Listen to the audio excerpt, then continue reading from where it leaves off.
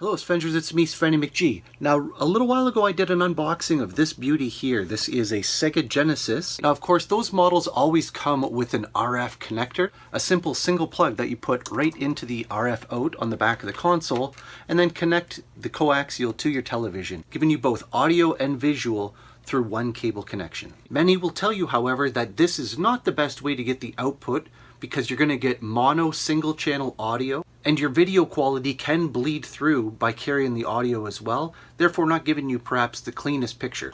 These days it's easy to find something like this. This is a Tomee AV cable. Inside the package you'll find this. It has an AV jack for the back of your console, and then it's got a video out and again a mono audio out. We'll look at improving that momentarily. Note that specifically this is for the Sega Genesis Model 1. This guy here, this will not work on a Model 2. This is a Sega Genesis Model 2, and in comparison to the Model 1, quite a bit smaller. But I did want to show you here, the Genesis Model 2 has a smaller proprietary pinout than the AV on the Model 1, which is why when you're buying one of these cables, you have to know which one you want. I want this one here, the Model 1, for my Model 1, because it's simply too big to fit into the Model 2. In this case, I'm going to use the same power supply provided by the console. I'm going to use this, plug this in. There's a little divot at the top here. It even says top on the cable itself. Facing upward, plug it in, and now I can plug these into the video ports on my television. Okay, here's one you're going to recognize, Sonic 2. Now what I've done is I've plugged in that RF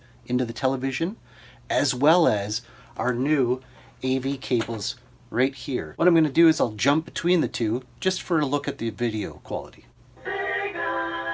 Good start. Okay guys, here's kind of a close shot here, but I wanted to show you this is the RF output. So I mean, we can still kind of make out the whites of Sonic's eyes here.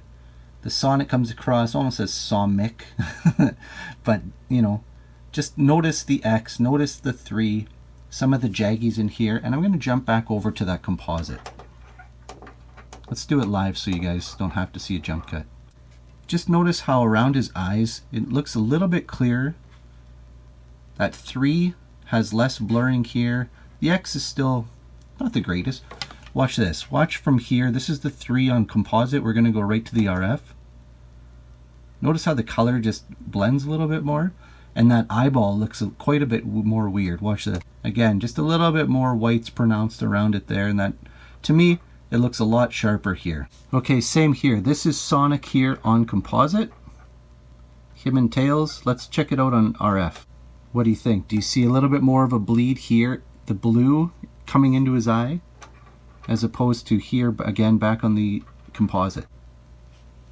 Let me first point out, before you beat me up in the comments, that I am well aware of other companies like HD Retrovision making component cables, the 3 color going into the television in order to separate the lights and darks and the color stream that way. Because this console is natively compatible with those cables. It's a nice way to get 240p out of your console and to separate the colors even more. Maybe that composite cable alone, you're not buying into it. There is one good advantage of it though. That's also going to be able to use one of these. This is a stereo to AV cable.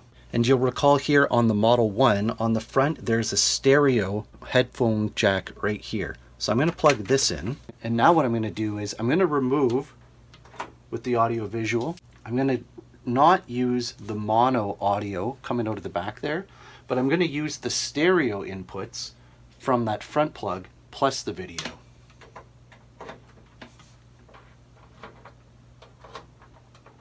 Now I have full stereo sound. Let's sample that.